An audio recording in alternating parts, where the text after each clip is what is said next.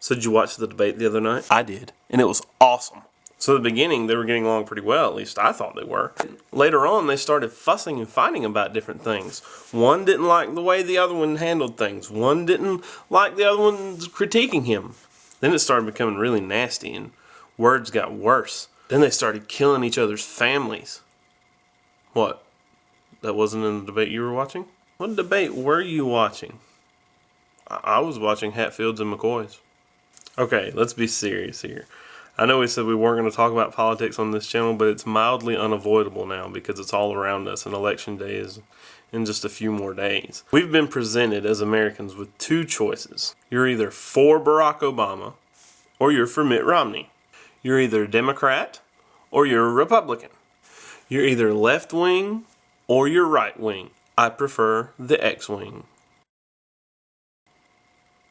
While there are some that will vote strictly based on party lines, I think there's a growing number of people in this world that are dissatisfied with that kind of logic. For a lot of people, there's more than just party affiliation at stake here.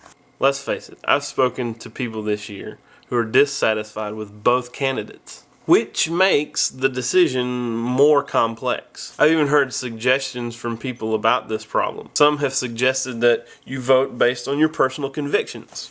My personal conviction is that I wish there was another candidate. I heard one guy tell me to pick the lesser of two evils. I am not even going to touch that. Being a pastor, one of the more common things that I hear is pray about who to vote for. That's actually good advice, but do not expect God to write your candidate's name in the sky so that you will have confirmation that that's who you should vote for. So what do you do? How do you make up your mind if you're dissatisfied with the logic of bipartisan leadership? What do you do when you don't like either candidate? I mean, how are you going to vote this year? Well, let's make a list. Number 1, vote. I know you've heard it before. It's your civic duty.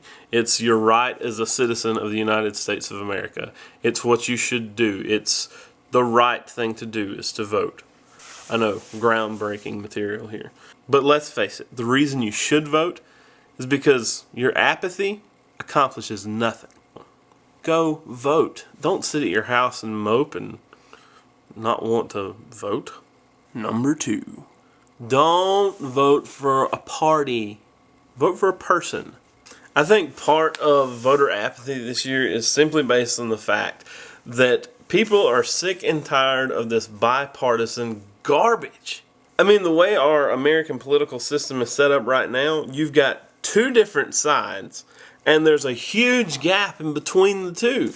Vote for the person that you feel like can bridge that gap. Number 3, accept the fact that whoever wins is your president. And I think this is probably one of the most important things that we can understand as Americans. I mean, you don't have to like who the president is, but you can't escape the fact that if you're a U.S. citizen, the person that we put in office is your president. Now, as a pastor, I'm about to make a Christian remark. If you're a Christian, you are mandated by Scripture to accept and submit to your worldly authority. Besides, if you don't like who the president is after this election, guess what? You get to try again in 4 more years and vote somebody else in. It's the beauty of democracy.